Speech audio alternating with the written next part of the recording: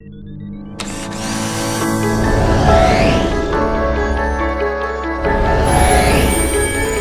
yes, you can.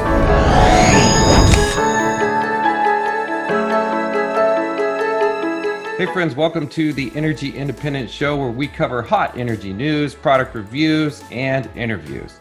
Today, Tesla, according to Electra, is closing in on an incentive package for a factory in Austin. Travis County, where Austin is located, is reportedly considering an incentive package for the factory. Texas is also more business friendly to a degree than California. And at this point, Elon's discontent with the state of California has been made very clear. We should have more on the Austin Gigafactory soon. Stay tuned. According to Utility Dive, PG&E is to plead guilty on 84 counts of involuntary manslaughter ahead of bankruptcy court decision. It's expected that Judge Michael Deems will likely hand down a sentence on Thursday or Friday, the Associated Press reports. PG&E works to finalize its exit from bankruptcy. Investigators concluded the Camp Fire, the most destructive wildfire in state history, was sparked by a PG&E transmission line. Along with the involuntary manslaughter pleas, PG&E is expected to plead guilty to a single felony count of unlawfully causing a fire. PG&E's financial position could improve if California regulators approve a general rate case settlement that the utility and major parties agreed to in December. So the cost of that fire and the damage will be passed to ratepayers. According to AutoWise, the electric crate motor is in the not so distant future of American muscle cars. Wouldn't it be cool to be able to put an electric motor in your older car? So one day soon, electric will be cheaper than the path to horsepower.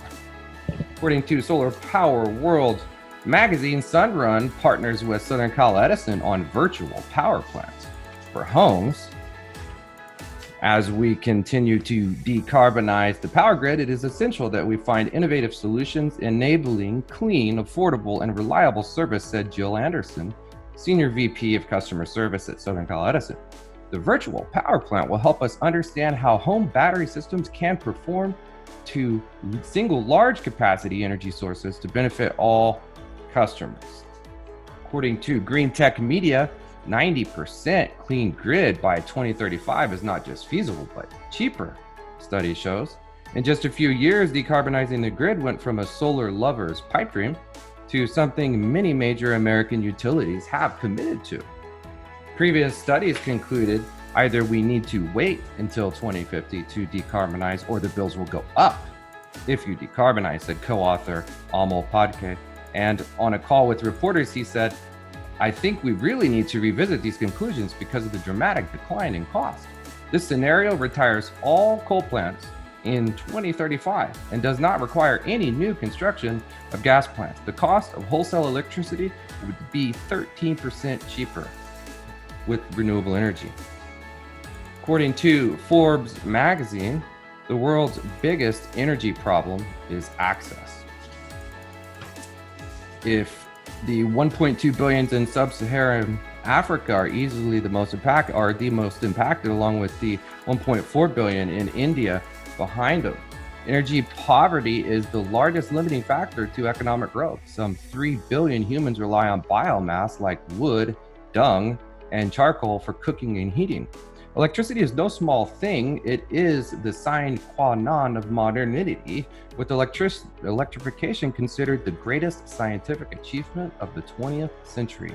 Indeed, as the information technology revolution that has become indispensable to the modern economy, underpinning the economics of the developed world, constantly marches on, the digital divide horrifically continues to widen because around half of the global population lacks adequate access to electricity. That's why we encourage you to join us at the Energy Independence Group. Thank you for joining us again, and we will see you next time.